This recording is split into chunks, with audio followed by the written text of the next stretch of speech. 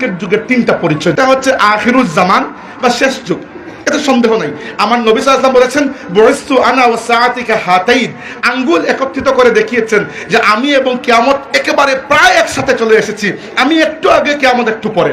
তার মানে আমরা আখিরুজ জামানে বসবাস করছি। 2 নম্বর হচ্ছে আমাদের এই যুগের আরেকটা নাম হচ্ছে ফিতনার যুগ, কারণ আল্লাহ নবী বলেছেন অন্ধকার রাতের মতো ফিতনা আমার উম্মতকে ছেয়ে ফেলবে। 3 নম্বর আজকের যুগটা হচ্ছে globalization, the age of global village. পৃথিবীটা আমাদের হাতের মুঠোয়। আমেরিকায় ফিতনা আসুক বা ইউরোপে আসুক বা ভারতে আসুক, কোনো যায় আসে না, 1 মিনিটের মধ্যে আপনার মোবাইলের মাধ্যমে আপনার বেডরুমে চলে আসবে। তো আজকের দিনে কমসে কম দিনের ব্যাপারে আর রাসিখুনা ফিল ইলম, যারা ইলমে দ্বীনের মধ্যে রুসুখ হাসিল করেছেন, যাদের সনদ আছে, যারা ক্বাল আল্লাহ এবং ক্বাল রাসূলুল্লাহ বলার সময় আল্লাহর হাবিব আকা মাওলা তাজদারে কাউনাইন ইমামুল আম্বিয়া সাইয়্যিদুল মুরসালিন আল মুস্তাফা ওয়াল মুজতাবা মুহাম্মাদুর রাসূলুল্লাহ সাল্লাল্লাহু আলাইহি ওয়াসাল্লাম পর্যন্ত নিজের সনদ পৌঁছে দিতে পারেন, এদের কাছ থেকে ইলম গ্রহণ করবেন, ইলমে দ্বীন অন্য কারো কাছ থেকে গ্রহণ করবেন না। আর দ্বিতীয়ত হচ্ছে, যদি আপনি ইলমে দ্বীন হাসিল করার পথে থাকেন, যেটা আমি আছি, আমি ইলমে দ্বীন হাসিল করার পথে আছি, আমি তালিবুল ইলমকে ফতোয়া দেওয়া উচিত নয়। এটা আমি খুব দৃঢ়ভাবে বিশ্বাস করি যে তালিবুল ইলম যারা, এদেরকে কমসে কম ফতোয়া দেওয়া উচিত নয়। ফতোয়া দেওয়া উচিত এইরকম মানুষকে যারা দীর্ঘ সময়ের অভিজ্ঞতা রয়েছে, যারা মুফতি এবং ফকিহদের সাথে সময় কাটিয়েছেন, যারা ফিক শুধু নয় বরং ফিকের পুরো হেরিটেজ, পুরো ট্রেডিশন সম্পর্কে যাদের নলেজ রয়েছে, ওরফ সম্পর্কে যাদের নলেজ রয়েছে, এরাই ফতোয়া দেবেন।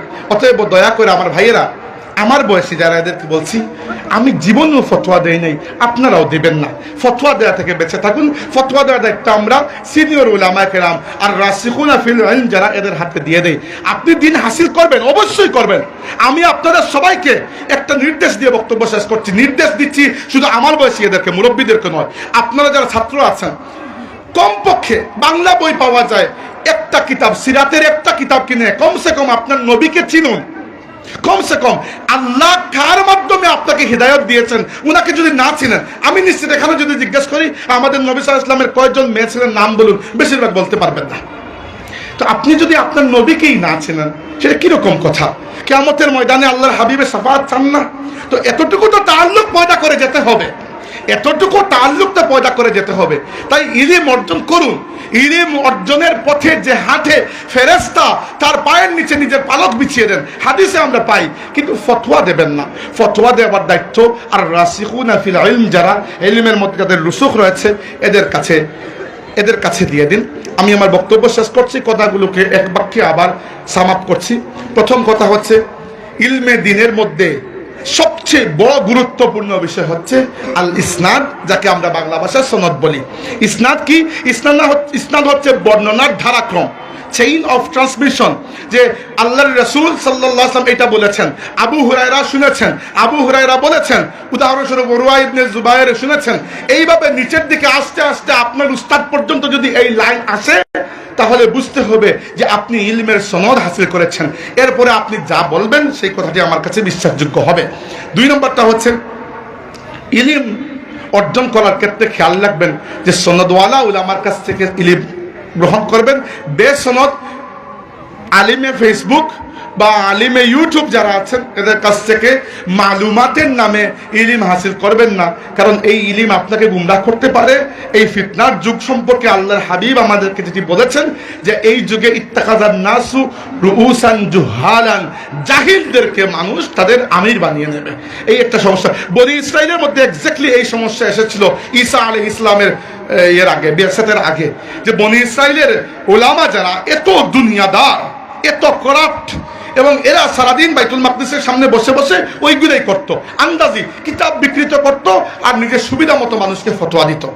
আর 3 নম্বর, আপনারা দ্বীনের ইলম হাসিল করার পথে সাই করুন, পথ চলুন, কিন্তু অ্যাটলিস্ট আর রাসিখুনা ফিল ইলম না হওয়া পর্যন্ত আপনারা ফতোয়াবাজি করবেন না। এইটা ইলমের সৌন্দর্যকে নষ্ট করে। আর আরেকটা জিনিস মনে রাখবেন, তর্ক বিতর্কের জন্য একটা ইলম লাগে, মুজাদালার জন্য একটা ইলম লাগে, তাই আপনার ইলিমের উপর যদি আপনার এরকম ফেইথ না থাকে যে আপনি যেটা বলছেন সে সম্পর্কে আপনি গভীর জ্ঞান রাখেন, বিরুদ্ধবাদীদের ব্যাপারেও আপনি গভীর জ্ঞান রাখেন, তাইলে অন্ততপক্ষে আন্দাজি এতটুকু ইলম নিয়ে কারোর সাথে বিতর্ক করতে যাবেন না। বিতর্ক করাটাও ইলমের একটা সৌন্দর্য বজায় রেখে করতে হয়, বিতর্কটাও ইলমের সৌন্দর্য বজায় রেখে করতে হয়, এবং বিতর্ক তারাই করতে পারেন যারা রাসিখুনা ফিল ইলম।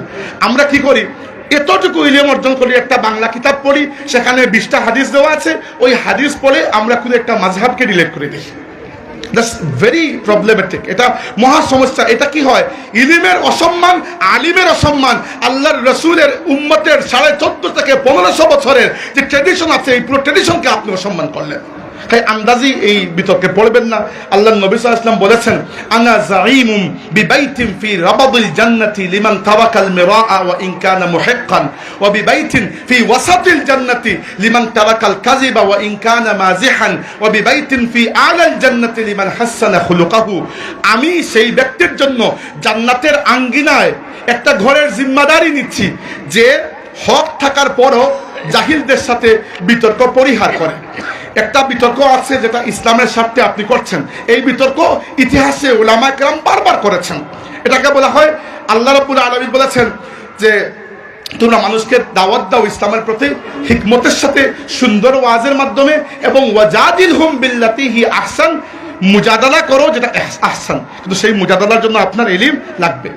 তাই আল্লাহ নবী বলেছেন, যে ব্যক্তি হক জানার পরও নিজেকে রাইট সাইডে রাখার পরও বিতর্ক বাদ দে, তার জন্য আমি জান্নাতের আঙ্গিনা একটা ঘরের জিম্মাদারি নিচ্ছি। আর যে ব্যক্তি কৌতুক করার সময়ও মিথ্যা কথা পরিহার করে, এইটা আলিমদের আরেকটা দুষ। আজকাল সব কিছু ভাইরাল হইতে হইতে এমন মুসিবত যে আন্দাজি আলিম উলামা ইয়ে করেন, মিথ্যা কথা বলেন, এটা পরিহার করতে হবে। ও প্রায় সময় আলিমুল আমাকে দেখবেন লম্বা লম্বা গল্প করতেছেন। আর 3 নম্বর যেটা বলে শেষ করছি, আল্লাহ নবী বলেছেন, যারা তাদের আখলাককে সুন্দর করেছে, আমি নবী তাদের জন্য জান্নাতের সর্বোচ্চ মাকামে একটা ঘরের জিম্মাদারি নিচ্ছি। আল্লাহ পাক আমাদেরকে আলিম এবং ইলিমের সম্মান করার তৌফিক দিন, এবং আল্লাহ পাক আমাদেরকে সনদওয়ালা আলিমদের কাছ থেকে ইলিম হাসিলের তৌফিক দিন। আমরা বলি আমিন।